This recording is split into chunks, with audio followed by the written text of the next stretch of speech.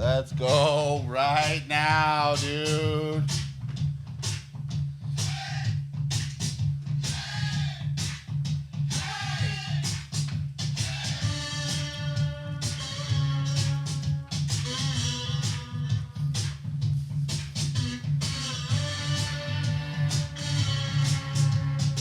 Big week. Let's get big week, dude. Big week. Hey! Hey! Hey! Oh yeah, dude. Freaking drum set. Exciting week this week in the Valley of the Sun. I can't stop. Yeah, can't stop, won't stop. Yeah. Shout out to the homie. I tried to watch KD, but I unfortunately had to try to listen to the game with my kids in the car. And then I made it home, hopefully to see him play, and they took him out by the time I was. Are you even a sports fan? And then I got back in my car because I had to go somewhere, and they put him back in. You're not. So Clearly, I you're not a just- diehard. Man. I just missed out on everything. What's If your you take? weren't aware, Kevin Durant, first game as a Phoenix Sun, went down this week on Wednesday night, and it was a big deal. Yeah. Big deal for us Suns fans. Yes, sir. Oh wow, I'm pulled up the name of that song, "Rock and Roll Part 2," aka the Haus song. Yeah. And the first article, Gary Glitter, recording artist from the Haus song, convicted child sex offender. Oh, damn. Wow. Well, maybe that's why they don't play it as the intro song at the stadium Dang anymore. it. I mean, you want these people that just crank out hits to just be. You want to love them forever, you know, but Good I don't know. people. I still love him. Gary Glitter. I mean, come on. What would you expect from a guy named Gary Glitter? I don't know. Good question. Oh, terrible. All right. What did we do this week? Well, on that note, let's get started. All right, weekly wax. Big week as a Suns fan. KD in the mix. First game suiting up as a Sun. And, you know, it was just a beautiful thing. Seeing him post up and, you know, rock Yes. our souls. These chalk jams just keep on coming, man. You know, back in 2017, 18, 19, you know, for the diehards out there that were watching the Suns win 20 games in a season or whatever, you know, still watching every game, regardless of how miserable it is, on a hope and a prayer that the draft picks that we had picked up, you know, when the peak of your season is getting together with your friends to watch the NBA draft, you know you're in the thick of it. But now here we are, 2023. Booker, KD, Woo. CP3, Woo! Ayton, Woo! and a hell of a team. Wow. We're going all the way this year. I'm calling I it. think we're doing it. We're going. Winning You CP3 heard it here. that ring so Weekly you can wax. retire, dude. You heard it here first. Heard it here first. Sean Speaking Huntington. of, Ward is the host of Create Forward, and we had a really Blitz. productive week. Yeah. Last week we had talked about a calendar mix-up, you know, that we turned into some gold because we shot last Friday and Saturday here in the Honey Lounge. Honey Lounge. That's what it's called. 6 episodes? No, 5. I think it was 5 episodes. 5 episodes in 2 days, and they were there were some really, really good, Really good stuff. episodes. Yeah. The Create Forward podcast, I feel like it's developing as we're producing it. It's really cool to see Ward's vision come through, and also that like he has this vision and this direction where we're going, and as we are shooting each episode, he had this this like concept of the creative process that he's been kind of sitting on or working through for months, maybe even years now, that he jumped on the whiteboard during one of the episodes and mapped it out. And that, like, through that process, I feel like he was able to fully, like, visualize or create or kind of like put on paper what he's been thinking about for a really long time. So it was really cool to see that through the podcast, not only him, you know, educating people about the creative process and how to develop it more, but like seeing it put into practice. And by creating this podcast, by having these conversations, that it's like opening up his creative process even more and compounding you know, the creative journey for him as well. So yeah, some really cool. Totally. Yeah, excited. The plan is to launch next week, at least with maybe the trailer and then the first episode coming start up. Rolling out here this month, which is exciting. So stay tuned for that. We'll share that as well on our channels as that starts to roll out. Yeah. All right, let's break it down. Rent history was a grind this week. Was a grind, and especially yesterday we had so many I think what happened was people who were experiencing bad weather up in Flagstaff that were like in the valley. I think we had a couple like last minute bookings, like they couldn't travel. Yeah, and they had to find a spot, and so they booked us real quick. But yesterday, we had a guest leave at 10 a.m. and then another one coming in at 4 p.m. Yeah.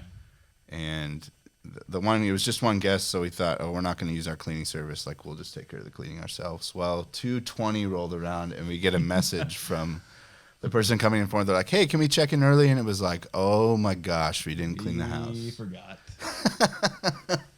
Yep. So not ready. Yeah. I hightailed it over there, and luckily one of the things that we did up front was we decided we're going to have 2 changes of bedding that are like cleaned and ready to go all the time. Always prepared. Always prepared. So it was easy to pull off that bedding, throw on the clean stuff, and then we got another one in the bag while the dirty stuff's getting washed. So, yeah, that was an exciting day yesterday with that. Yeah. Finished February really strong. I feel like just a lot, like we made some tweaks. We've been doing some different things. We've got our first VRBO booking. Yeah. So just a lot of different things we've been doing to try to fill it up. But March is already getting really booked up. Spring training. It's kind of peak season here in Arizona. So just a lot of things. But the last minute bookings have been pretty wild. With this weather and storms. Yeah, people that work in the valley and live up north are like, I'm just going to stick around because snow and everything has been crazy. Yeah. So we built out a spreadsheet, which I'll show here, which is like we just went through basically all the expenses and revenue for each of the properties and spent time getting in there and figuring out, you know, how we're going to do things with the property owners. And gotta love Excel, right? No doubt. Good stuff. What were we doing when we realized that was that we hadn't cleaned? We were shooting fanny packs, crossbodies for Keep Nature Wild. Yeah, middle of a shoot in studio, and we get a message, and Will's like, "Oh crap!" Like, "What's up, dude?" He's like, "I gotta leave." We've got a messy house and someone trying to check in right now, so he bounced. But yeah, really good, solid shoot. Keep Nature Wild's dropping some crossbodies that are really sick and some new fanny packs. So we had models, and shout out to our friends at Space 121, local that was a cool spot. Studio. I really thought it was. Some friends of mine that Tara and Annalise that were actually my original office mates when I moved back to AZ We had a little studio workspace in downtown Mesa. They've since expanded and moved over here closer to the 101 and Broadway in a bigger space. And it was nice to just have all that space to shoot. So shooting flat lays, product shots, and model content with the fanny packs, crossbodies.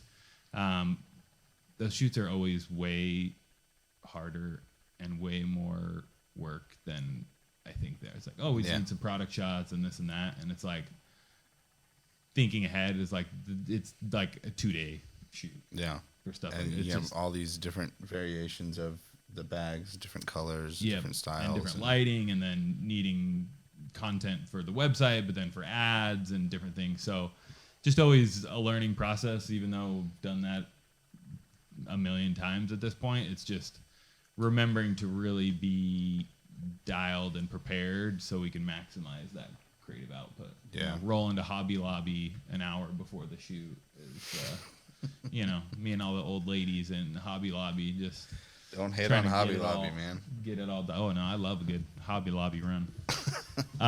But a lot of good content there, a lot of big things going down at Keep Nature Wild. Some big, exciting things to be announced hopefully next week. And some big initiatives for Earth Day. Going to hit 1 million pounds of trash picked up, which is epic. That's awesome. Big campaign for that. So we're helping on content and the marketing and the rollout of that. Yeah. Let's talk about client prospecting and new clients. Let's talk about the benefits of producing content.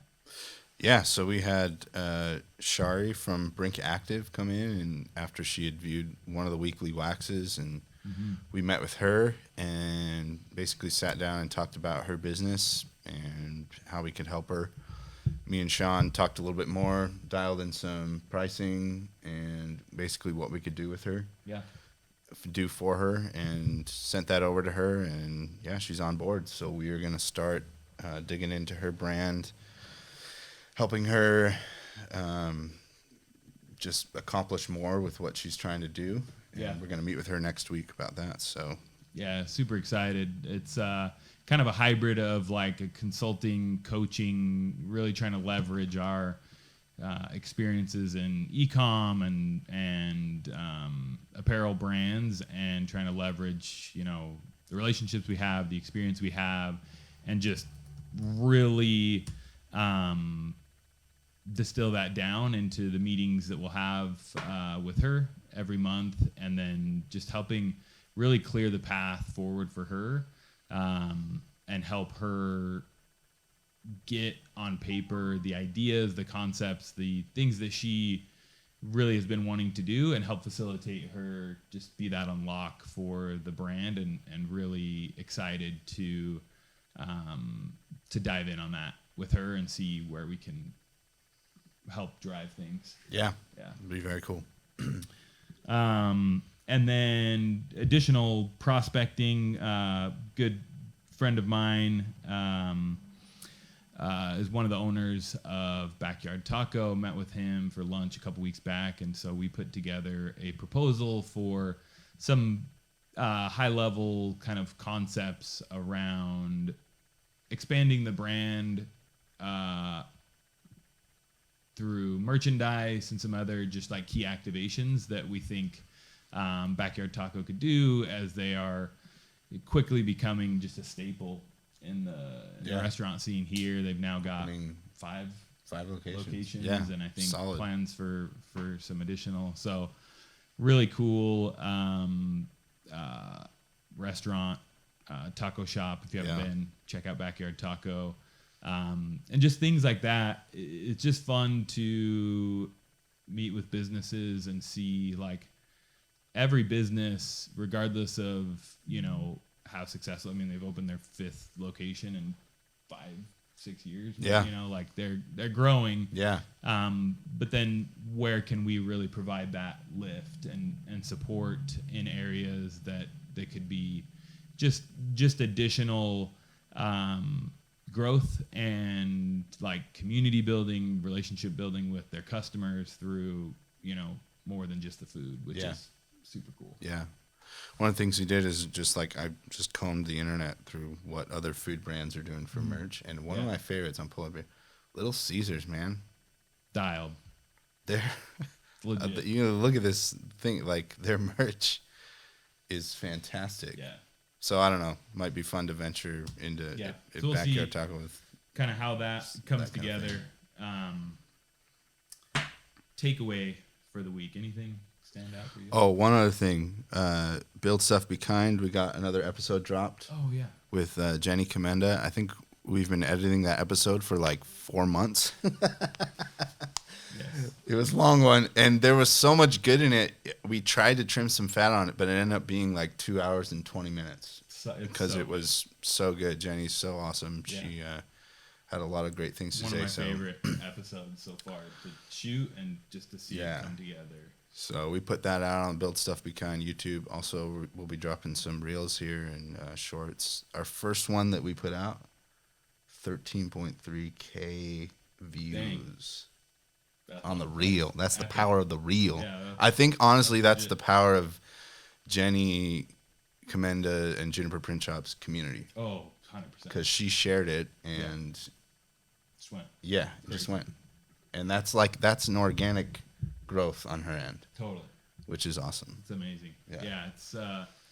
It's really fun to see like just the talent, the community that people have as we roll out these episodes and just how powerful these conversations are. Like it makes me, when I see that, like already my brain is spinning. I'm like, man, we need to be dropping an episode a week and figure out how to scale that. And because it's such a valuable series, it's such a fun conversation, the topic around business and culture and how those combine to build success. And I think she is the perfect embodiment of creating an amazing community through her personality, through her style and her sense of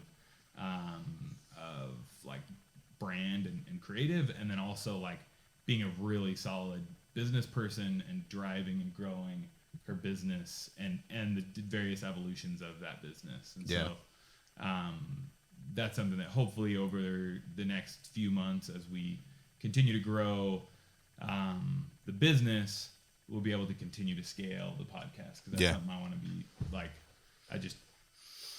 I want to do more. Yeah, and we got a couple episodes in the bag right now that we're really excited about that hopefully we can get out quicker than we got out Jenny's episode. For sure.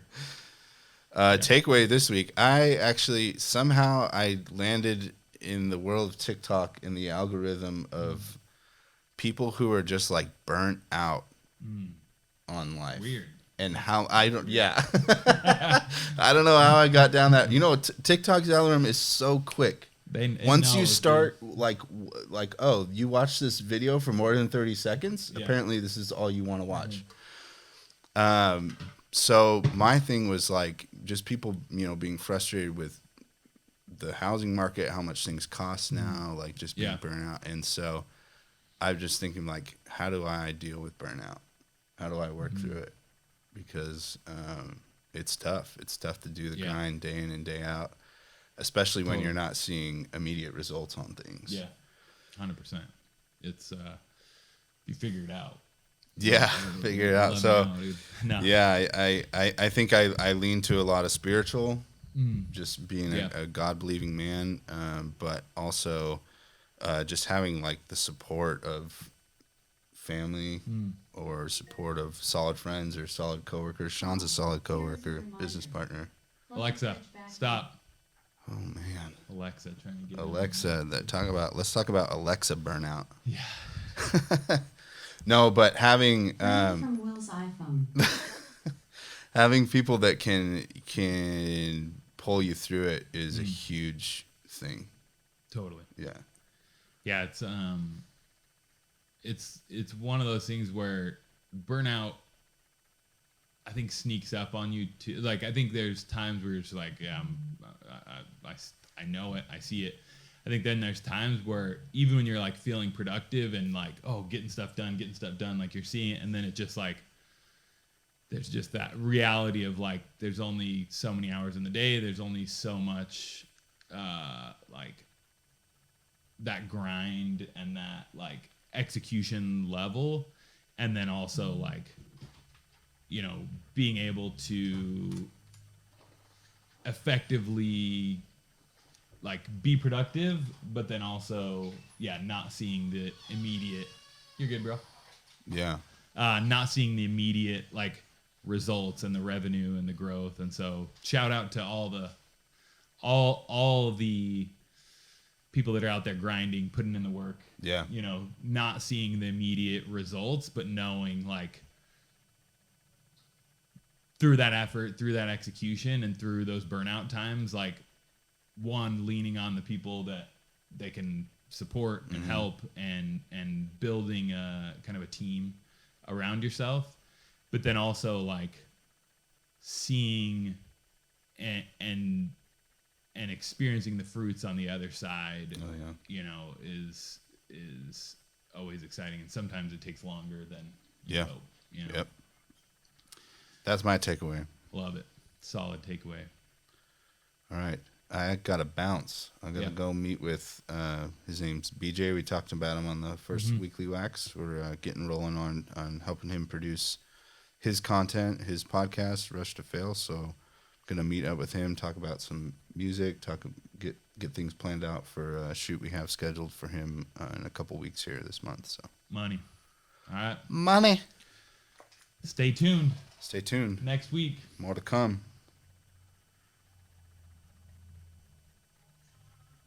Playing from Will's iPhone.